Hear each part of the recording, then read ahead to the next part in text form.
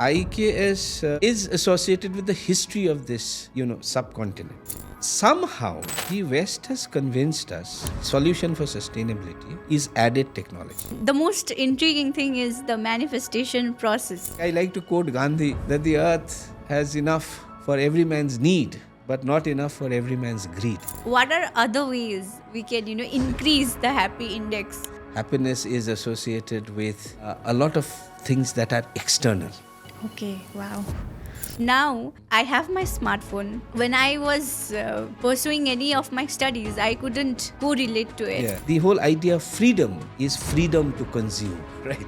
Freedom to do whatever I want. Everything is based on rights and on reason. And, Namaste. Welcome to today's episode of KalamVeer.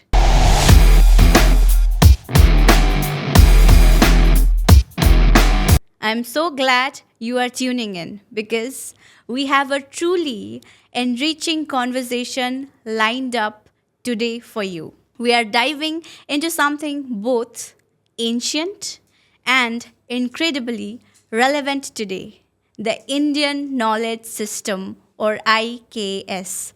Now, if you haven't heard the term before, think of IKS as the vast ocean of indigenous Indian wisdom spanning everything from philosophy, science, medicine, art, language, and ecology to education systems and social ethics.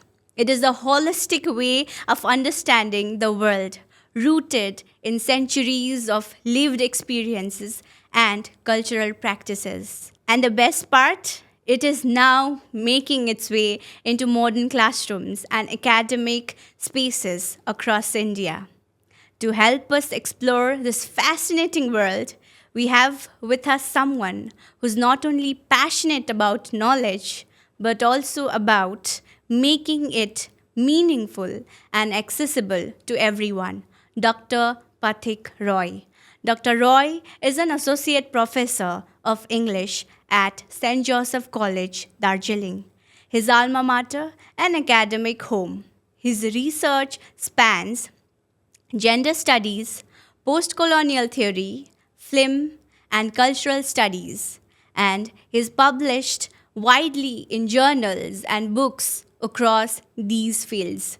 His PhD work delved into American literature and culture in the post 9/11 years, focusing on trauma and the politics of remembrance.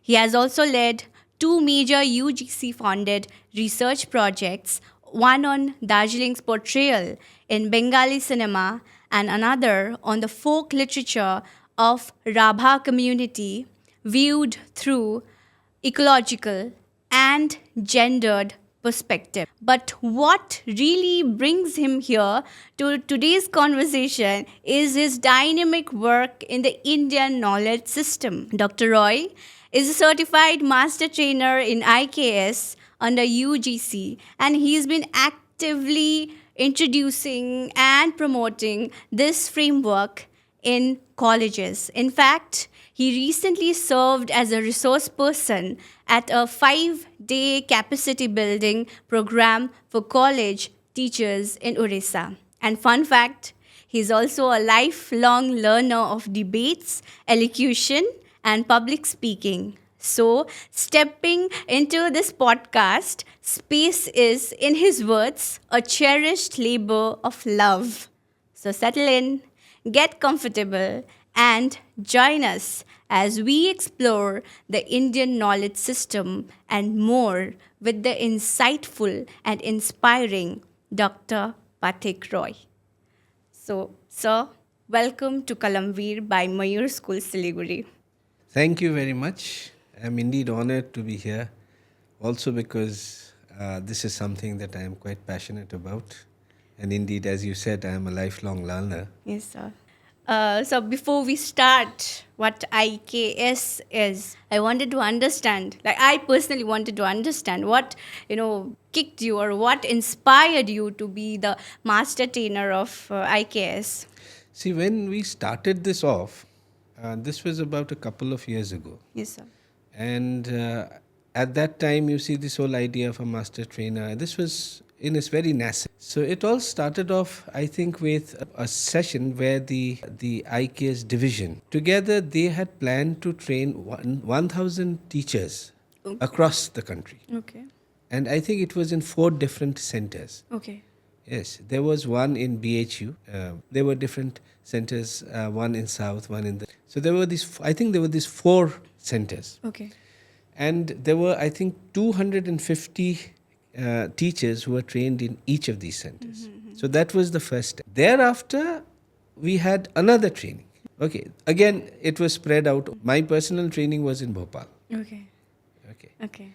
and then after that, we moved into what was called disciplines, because you see, IKS, as we will slowly explore, is very interdisciplinary. Yes, sir. And perhaps, it is possible to be a generalist in almost all, but it is not possible to be an expert in everything. Okay. Yeah, so you had this very discipline specific kind of a training. We had one in Indore, and then we had in Banaras. There were others also. Okay.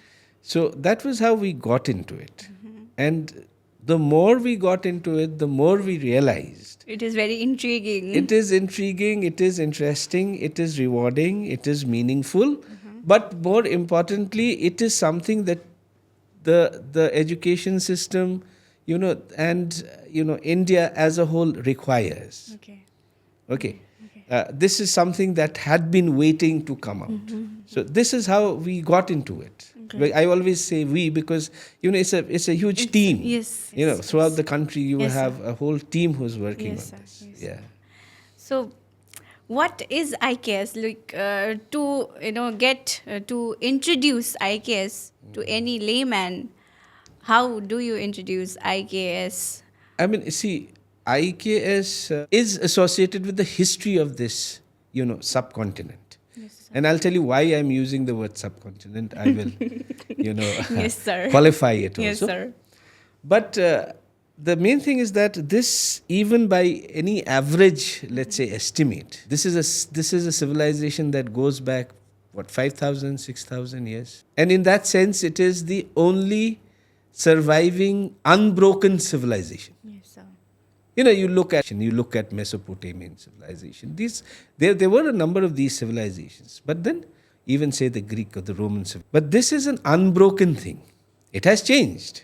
Definitely it has changed. But it has continued unbroken for the past, 6,000 years. That is, that estimate, even 5,000, 6,000 is by the Western scholars. Okay. Now, a civilization that is so old, naturally it has gathered a whole lot of knowledge. Exactly.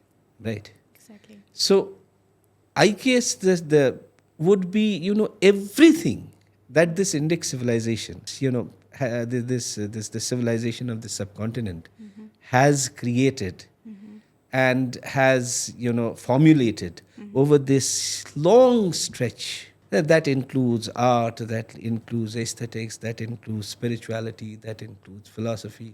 It includes, more, secular topics, things like medicine, things Science, like, maths. yes, I mean, something like, say, water management. Yes, sir. I mean, if you go back to ancient India, you have amazing, techniques of water management. Okay. So all of this Yes, sir. would be a part of this IQ. If you look at it, see, you've got these 3 words. And very briefly, you see, when we talk about the word Indian in IKS, Indian is not the political configuration that you find, Okay. because that is a very recent thing. Yes, this is about 76, 77 years old. Okay. When we talk about Indian, we are basically talking about the entire subcontinent, Okay.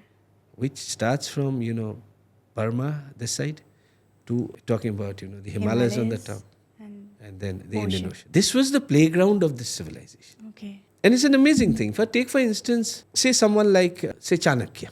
Okay. He was educated in Takshashila.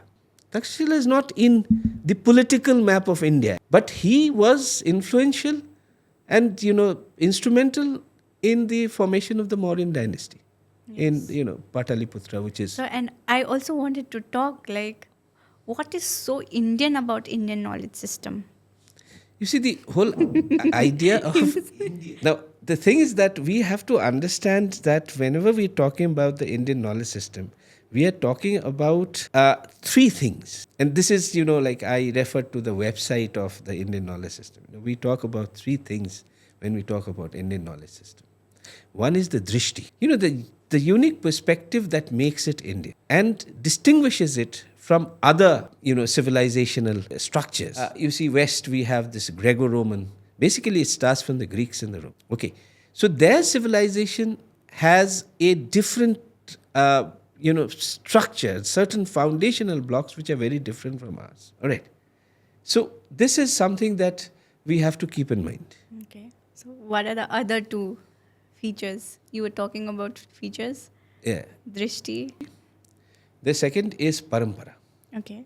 The parampara means it's in an unbroken tradition right from time immemorial. It has come down. Yes. Okay, and it is a continuous kind of a thing. And the third is very significant. It's called Lokik Prayojana. Lokik Prayojana means is contemporary relevance to everyday life and also to global affairs. Okay, so on both sides we have this. It is something, you see, there is this kind of a feeling that IKS is something that is far removed from reality, all kinds of misconceptions, right? That it has nothing to do with everyday life. Okay, it is just, religious thing, kind of a spiritual mumbo jumbo. Yes. Yeah, that kind of a... So talking about the orthodox part of IKS, like IKS totally is related towards Hinduism, towards religious aspect. So how can we as Indians, like India is a secular democratic country, we have a lot of other religions also. Yeah. How do we incorporate IKS in our pedagogy or in our system? So- Yeah, this is a very interesting question. The whole idea about how IKS is, kind of synced with the idea of Hinduism. Yes. Okay, which is not completely true. Yes, and Right. sometimes Hinduism is also considered to be not just religious, but it is a way of life. Way of living. So That how is can we? Because now it is an institutionalized, say, discipline. Till now it wasn't very institutionalized. But, post 2020, with the coming of the NEP, with the Yes. formation of the Yes. IKS, division of education, the government of India, it is an institutionalized thing. There are lots of people who are working on it. They are framing this. Of course, it is dynamic. I'm not saying that it is static. Whatever we have done, we need to add to it maybe. Maybe with time we may have to change a few things. Okay, so that is fine. But at the present point in time, what we are trying to do is we are trying to institutionalize, and a certain amount of institutionalization has already been done. Okay. So now this question of Hinduism. Now let me tell you, if you look at the corpus of the IKS, you will find that there are major chunks which are not from Hinduism as such. Okay. Okay. Okay. Major chunks. And I'll tell you, let me, try and kind of divide it. See, you have the literary sources and you have the non-literary sources. Now, if you come to the literary sources, then that is again divided into three sections. One is what you may call the Sanatan Dharma, Yes. which is generally associated with. Now, within, and then you have the other dharmic traditions, and then you have the regional languages, the corpus in regional languages. Okay. Now, I'll try and explain it to you, and then you will see. Almost, I would say, more than 70% of the Indian knowledge corpus is, quote unquote, non-religious. Okay. Okay. And that would include everything. It includes, as I just said, it includes metallurgy, it includes chemistry, it includes, botany, Ayurveda. It includes all kinds of things. That has nothing to do directly with any kind of, religion as such. Okay. Okay. So now if you go to the Sanatan Dharma, you have in the Sanatan Dharma, the portion that is directly associated with Hinduism would be the 14 Vidhyastanas, we call it. Okay. Okay, that includes the Veda, the Itihasas, the Puranas, the Dharma Shastras, okay, and the Darshans. That is but after that, you have a whole lot of corpus which deals with science, as I just told you. Then you have the other dharmic. And when we talk of the other dharmic traditions, we are talking about basically Bauddha and the Jaina. Okay. Okay. And you won't believe it. They also, like, say, the Bauddha and the Jainas, they also have their scriptural canon. Like, say, the Bauddha, they have their Tripitakas. Okay, then the Jains, they have their Agamas. But the amount of work that we find on, say, alchemy, because those days they used to call it alchemy. You know, there was an obsession to change any metal into gold. Okay. So you have this Buddhist monk. His name is Nagarjuna. Okay.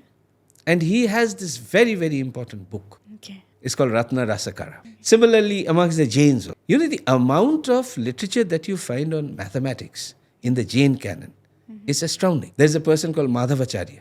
Okay. And he's written Ganita Sura Saragam. Okay. These are like, you know, very, very seminal books. So once again, you see, first of all, these are dharmic traditions which are not in Hinduism. And more importantly, they deal with stuff that has nothing to do with, you know, direct religion, as it were. Yes. And Then you come to, let me just finish this. You yes, see, yes, sir. Yes, sir. there's the corpus, if you look at it, then you have the regional corpus, Yes. which retells maybe, which explicates. And if you go to the non-literary corpus, that's where you have a lot of lived experience. It is like folk is very untouched kind of thing. You know, Yeah. it has not been yet explored as much as it should be. And there is so much of wisdom in that. We need to document that. Today, you see, when you talk about, say, ethnobotany and things like that, I mean, all of these have become very fashionable. These were there from the ancient times. And I also like one example. Zero is Indian thing. Yeah, of course. So If you see the value of pi, okay.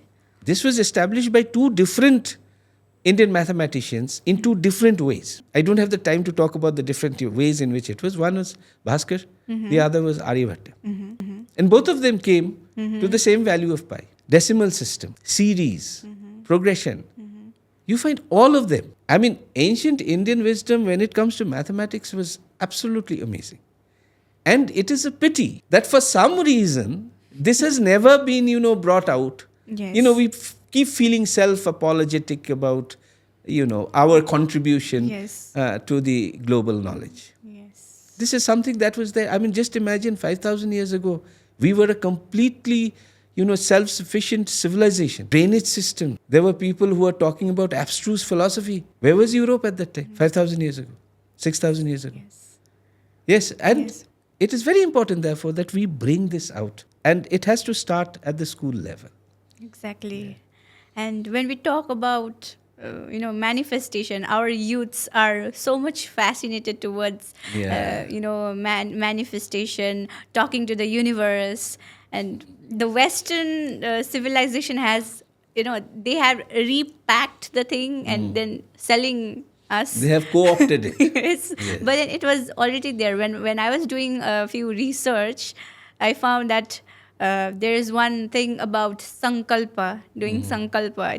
It is manifestation, not just resemblance, but it is manifestation. Sankalpa is manifestation. And there are n number of other things like dhyan, Yeah. meditation, Meditation, yes. yoga. You know, Archery, dhanush all of that vidya. has been taken. Yes. Then they co-opt it. Yes. They repackage it. Okay, they give it a few other names. And then they try and sell it back. Yes. Yeah, when it comes in that new package, because of this entire thing, about the way in which there has been a kind of a cultural, an imagined cultural superiority, people tend to take to it, more Yes, easily. Yes. And we are still in colonial hangover, like, the Hindi, the Bharatiya. I was talking prior to this conversation also. The Bharatiya has always been, looked down.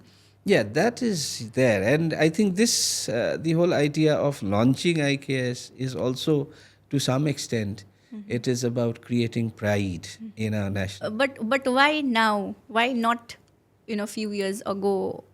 See, this is something that it took some time, but it's a very good thing that it has actually come about. You see, this I was talking about the parampara, the continuous transference of, and a lot of, let's say, Indian knowledge system was, okay, it was transferred from the guru to the shishya. Now, the coming of the colonials, and they brought in their own system of doing things, Western enlightenment. That is not to say that that is not required. But what I'm saying is that we need to have a very judicious way of taking in. So with the Western Enlightenment, ways of doing things and the way in which education became very different. So this parampara, this unbroken continuous chain, that was disrupted. Okay, so a new system came, and gradually you see this whole idea about Indian knowledge system, that was put in the back. There is another reason also for this, and maybe I'll talk about that. The whole idea was education has always been a tool for colonization. Okay. Where you try to mess up with the minds of the Manipulation. make them think that they are make them think that they have no culture, they have no language. Everything starts with the coming of the. Okay, this is a ploy. It is a tactic They've to used. keep the mind colonized. Yes. And we. So today we have realized that if at all we are going to have, we are going to come up as as a nation, which stands strong. Rooted. Yes, rooted. I think it's very important that we are at least familiar, and we take the things which it is possible right now. Okay, so this is very important. That's why I think the IKS is coming back in a very big way. So how can IKS could be incorporated in the school lessons or textbooks or classroom scenario? How can it be incorporated? See, one way in which that is possible, of course, is that, the most important thing is IK is very interdisciplinary. Okay. You have many things related to mathematics, things related to, plants, things related to chemistry, things related to aesthetic, Bharat Muni and his. So I think what we have to do is we have to incorporate them into the syllabus. Like take for instance, if you are doing science, you incorporate those elements of IKS which are associated. Okay. Or you have those elements even when it comes to say something like English.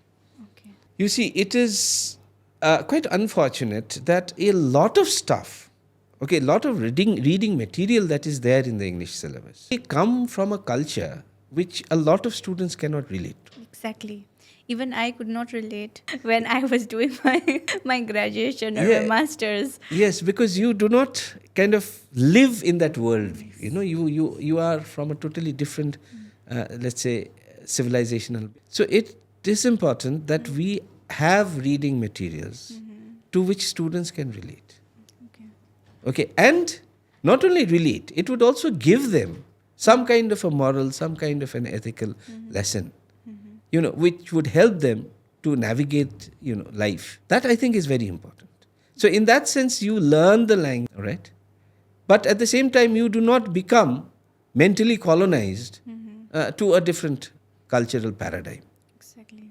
Okay, so that's how these things can come into the. And once you know that, okay, ancient Indian wisdom has contributed so much to so many different disciplines, you feel happy about it, you feel proud about it. And then you go on to become more involved citizens. I think it's very important that this kind of, apologetic kind of a thing about being Indians, this needs to go. Exactly. And it can help through the epics, folklores, Exactly, yes. the mythical text which we have. Of course. We have to incorporate in our system so that we can sink in. Yes. And I can relate to a lot of mythological aspects of our ancient knowledge system through the medium of cartoons. Of course. Through the medium of movies. Even video games. Yes. We are thinking about incorporating the stories in the video game. Yeah, I don't know, in my generation, a lot of stuff that we first read about was through Amar Chitra Katha. Okay, so basically comics. And they did help a lot. So today, the packaging I think is very important for young. You give them books, that is not going to help. Yeah, it will turn them off. Yes. Like when I, read or gone through some of the mythological characters, I remember watching Bal Ganesh, Bal Hanuman, Okay. and few, bits and pieces of Bhim and Krishna related to each other. Yeah. It is still there. I see my, younger siblings watching it, and that way I can relate and navigate to the what Indianness is all about, what our history, used to be. Yeah, it's interesting and it sticks to you, you see. Yes. What you did as a child, Yes. it remains with you, and in very unconscious ways, it would impact the way you think and act. Yes. So, what is happening or what had happened for a very long time, it's important that we expose them to these. We don't need to manipulate them. Once you expose them, they would automatically have more choices. Yes, yes. And it is always about, choices. Like we can opt, we cannot opt. Yes. If it is exposed to us, it is up to us. Like for me, when I was doing research before doing this podcast, I have to do a lot of research work. It intrigued me so much, and I had to see and go through, and I explored a lot of things. And you can't believe that I am very much into this, that I am wanting to do a lot of more research into it, and I want to learn more aspects of Indian knowledge system. Like when I was pursuing any of my studies, I couldn't correlate to it. Yeah. But now I have my smartphone. I can, manipulate my time and, dig into it. But that is so interesting. You see, we learn every day of our lives. Yes. And since you got associated with this podcast, you read up certain. Yes, Okay. yes. And the most intriguing thing is the manifestation process, because Okay. when I open Instagram, there is reel doing, like I am, removing a lot of energies. There are a lot of Catch yes, words now. yes, sir, Even yes, all that yes, stuff, yes. Sir, can you give any concrete examples of Indian knowledge system where we can, marvel about IKS, and we can be wow about it. I know. See, we were just talking about mathematics. You come down to anything, zero. Okay. Come to series, progression, all of this. Come to pi. You find all of that. The ancient Indian, but then something that is very concrete and you can see. I think some of the best examples would be from architecture. Okay. I don't know if you are familiar with the Brihadeshwara temple that is in Tanjavur. Right? No, sir, I am not. Yeah. So the Brihadeshwara temple, that is an all granite structure. Okay. And you will be surprised to know that no granite in around 70 kilometers radius of that temple. So we have a huge supply chain problem over there. And how they overcame that, we don't know. The Vimana is 200 meters high. And on top of that is the Kumbha. The Kumbha is one solid stone, right? Which is 100 tons. Okay. To raise something that is 100 tons to that height during those days, that is an amazing feat. Yes. We can only imagine how. Yeah. And how did they even get the granite over there? Yes, exactly. If you go to metallurgy, you see in that Qutub Minar complex, the iron pillar. Okay. And that iron pillar is around 6,000 kgs in weight. And it has not rusted Till now. till now. You go to Dhar, that's even bigger than this iron pillar. Okay. It's the same fine stuff. Huge iron structures. And these are like, centuries old. Okay. Right. Okay. I'll give you an instance of, say, the statues. So in ancient times, we had, I'm sure you must have seen these statues, small statues of Nataraj. Mm-hmm. Okay. Yes, yes. So these statues of Nataraj, they are made of what is known as the Panchaloha. There is no iron in it. It's actually gold. Okay. And these statues were cast in what in recent times we call the lost wax process. But we were doing this 5,000 years ago. It's called Madhu Uchishta Vinanam. Okay. Meaning, you see that particular statue, it is made from wax. All right. And thereafter, it is covered with clay and other things. So you make a kind of a cast. And then it is dried and it is heated so that the wax it melts and it is drained. Okay. And then you put in the metal over there. Okay. Okay. So this is called the lost. And this lost wax process was known to India, long, about say 5,000-6,000 years ago. In this valley civilization, you have the dancing girl in bronze. Even that was made in this way. Okay. So you name it. I mean, if you come to, water management, you will find all kinds of, amazing feats they did with the way in which water was channeled. Right? So there are many things. You name it, you can go to any field, any discipline of study, you will find amazing stuff being done. Either of the other to, marvel about Indian knowledge system. And you see these concrete examples Exactly. all over. Exactly. And so we talk so much about ecological aspect, sustainability, and it has a lot of do with, global discourse. How Indian knowledge system has evolved or how Indian knowledge system has helped to sustainability. So This is actually a very philosophical. I'll tell you. Somehow, the West has convinced us that one way of doing things, the solution for sustainability, is added technology. That is not strictly true. You see, it is not technology which will ultimately help us to overcome this planet precarity that we are facing. Because in the West, everything is based on rights. okay. Okay. Everything is based on rights and on reason. And, the whole idea of freedom is freedom to consume, right? Freedom to do whatever I want. Yes. So it is, a very individualistic kind of a discourse of freedom. For us, it is freedom from, Okay. freedom from the things that are pulling us down. Okay. Freedom from all these, poos, as we call it. So there is a huge difference between freedom to do, freedom Freedom from. from. All right. So when you have a discourse which promotes this kind of a individualistic freedom, then that is bound to lead to unsustainability. Okay. This is the way I look at it. It's bound to lead to unsustainability. Okay. Rather, you see, in the Indian system, we talk about the pancharin. Okay. We talk about the rent that we have to pay. So basically what we are doing is we are giving back. Okay. Give us gain.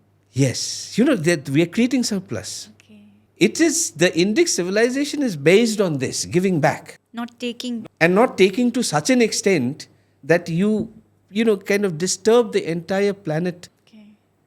If you read Amitabh, he talks about certain things over there. He talks about this whole idea of consumption and how, Asian countries later on jumped the bandwagon of this kind of, unfettered consumption. The point is, and there is a study which backs this up, that if the consumption that you find in, say, the US, if that was scaled to the rest of the globe, then we would need about 8. Okay. All right. And that's why, I like to quote Gandhi, that the earth has enough for every man's need, but not enough for every man's greed. Okay. Wow. Okay, so that is the point. So sustainability has to be looked at from that angle. Okay, we have to understand that we will take from the earth what we need, and we will also give back. This is a kind of a philosophical discourse. And I think, IKS aligns to this worldview. Yes, very much. And it humbles us also, humbles and makes us grounded. Yeah.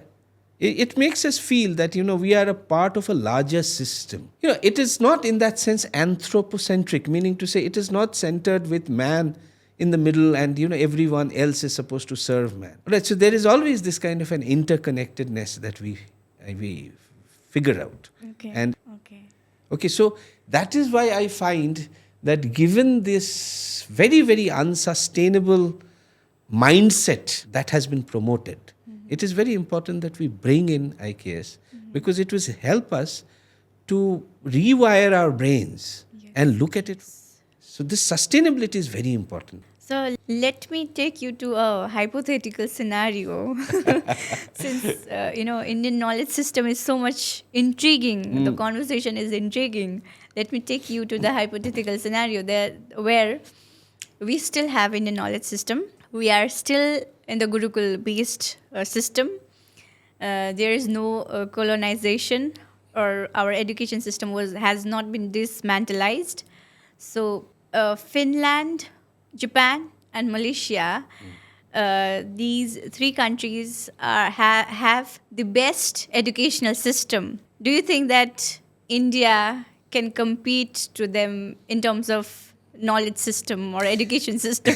When you're talking about Japan having the best education system, we're talking about parameters which are contemporary, right?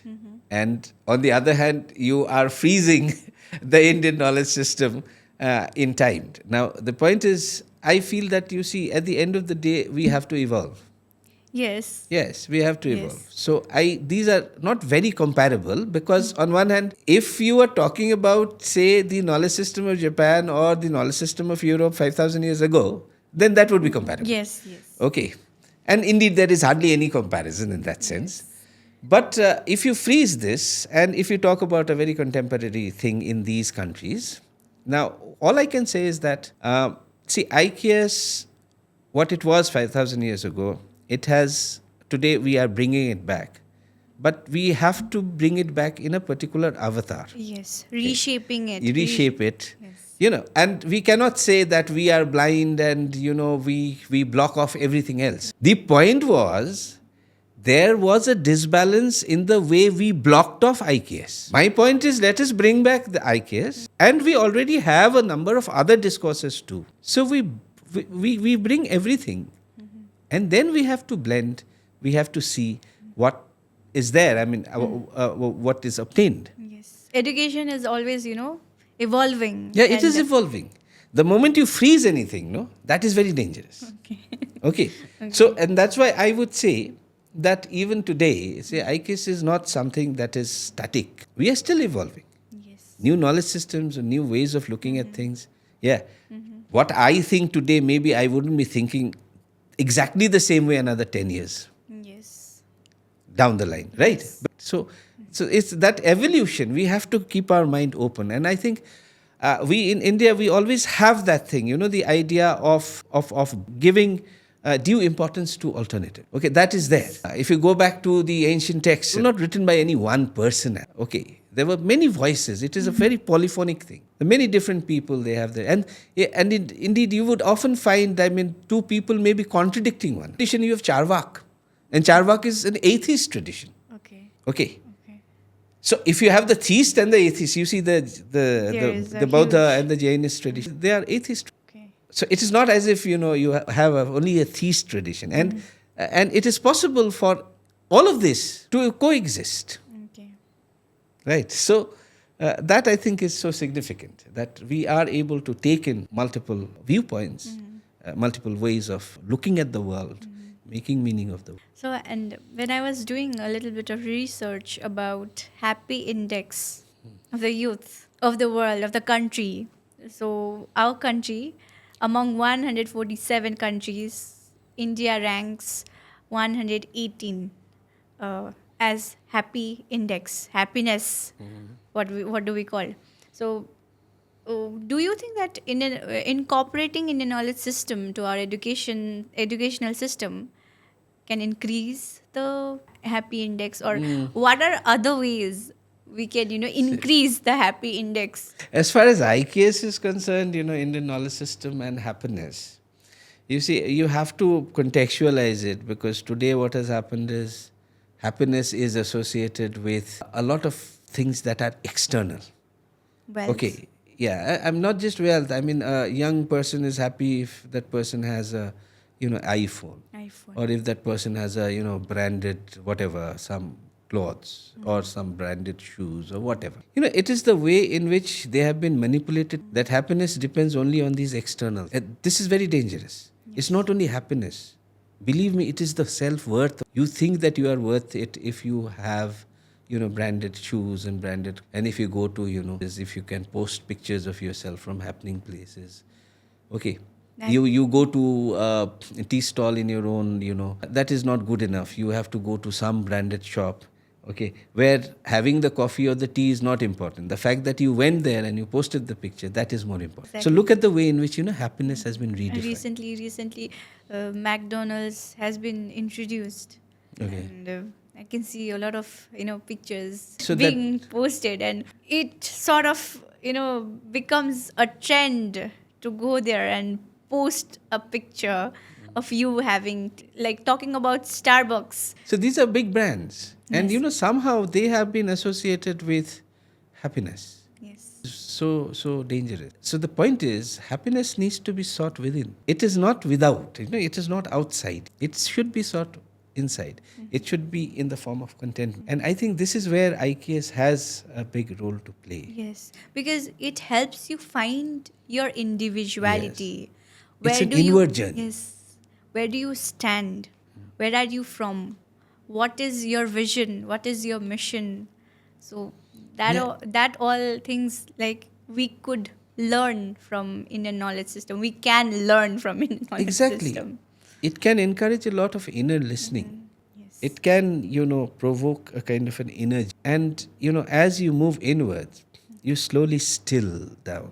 Yes. All this Relax. agitation that is there. Yes. Relax. That agitation comes down. In Gita, there is a word, Sthiti Pragya is Okay. where, no amount of sorrow can you, and no amount of happiness can make you, overwhelmed. Okay. So, you are in that state of Balanced. Yeah, balanced kind of a thing. And to be in that state, but we can always aspire to us. It would always give us, Yes.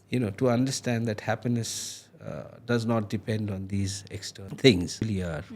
And you know yourself. You try to still. So that, I think, is very helpful. And it is not related to religious aspect No. more than spiritual Yes. aspects. yes. And there is a huge difference between being religious and being spiritual. Yes. So- There is a huge difference between these two. So can Because you can be spiritual, Yes. it doesn't necessarily matter. And we have different spiritual traditions. Yes. So it is possible to follow any spiritual tradition that we have. It doesn't necessarily have to be a very religious thing. Yes. Okay, it doesn't have to be bound by, rituals and things like that. Yes. So, and as an English teacher, how would you incorporate IKS in the pedagogical system, or See, as an English teacher, if you go back to the history, yes, you will find that the introduction of English had a very dubious intent. All right. And I'll tell you the history. See, in 1835, you had this person called Lord, of course. and he had his minutes. It's called the 1835 Minutes on Education. Yes. And there he says something, and not the exact quote, but I'll tell you what he was trying to say. Number one, he says that a single of a good European library, a single shelf contains more knowledge than all the knowledge put together in the Sanskrit and Arabic books of it. Now, this is absolutely preposterous, Yes. right? It's absurd. Yes. Today, if somebody says something like that, people will doubt his sanity. Yes. But during those days, of course, Yes, because we were colonized, and we Yeah. were made to think that we are inferior. yeah, and he also had the institutional backup, the support. He was the Secretary of Education. So he says this. Now, the point was that he wanted to phase out Sanskrit and he wanted to bring in English. Now, you have to understand that a language does not live in a vacuum. Yes. It comes out. So when you learn a language, you don't just learn the language, you also get associated with the socio-cultural matrix that gave birth to. Yes. And you learn to not just associate, you learn to, at least during the colonial times, the idea was that this socio-cultural or this civilization which gave birth to this language is a superior civilization. So you have to put that in the minds of the people who are reading. Yes. And that's why he says in that same minutes, and this is so interesting, he says our purpose is to create a class of people who would be Indians in their physical appearance, but Britishers in their outlook. Yes. So English was not introduced because they wanted to do us a great favor. English was introduced so that they would colonize us mentally. That was the whole idea. Yes. And the hangover is still It's here. still there because you see the tradition is from the Western Enlightenment. So, where do you see yourself in terms of popularizing IKS through your research, teachings, and other engagements? See, I think there is an inbuilt disadvantage when we talk about IKS to the youngsters because somehow the spirit of the times they have been taught to think in such a way that it is difficult to make any, and that is where I think it is all the more important for us to make a dent. One of the major things that we are planning in our college is we are planning to have an add-on course. Oh. Yeah, and that is allowed, made by the college. That does help in spreading the word. Yes, sir. And one is that. The other, of course, is that the UGC and the other, they have plans to a huge number of teachers and then perhaps introduce IKS as a course. It would be a part of the syllabus. So once it comes as a part of the syllabus, it would be very important for trained to help other fellow faculty members to get the hang of it. So this is another thing. Apart from that, of course, you have academic seminar. And also, when we see government is also funding a lot of projects on Yes, IKS. A lot of projects, a lot of contests is also happening. So, do you think that it is helping? Yes. This is most of it is being taken up by the IKS division. Okay. And every year I think they have a postdoctoral fellowship, then they have different categories. Okay. Yeah, they have research fellowships, research projects. Yeah, so all of this minor research, major research. So this is being given by the IKS division, and that automatically attracts people who are interested and people who are capable. Yes, and through it is basically, you see, most of these things, it starts off with academics and gradually. So it's very important. Personally, I feel that yes, a lot of work is being done at the higher education level, but gradually it needs to go down to the school level. And I think there are, regarding that, yes, we have just started, it's hardly 2 years, 20 I think, IKS was. So yes, another. Okay, sir. Thank you so much for sharing your wisdom, your wise thoughts. I personally, immersed, and the way you engaged me through the world of Indian knowledge system is very intriguing. Thank you so much for giving us your time. Thank you very much, sir. Thank you. It was my pleasure to be here and to talk about these things. Thank you. Okay.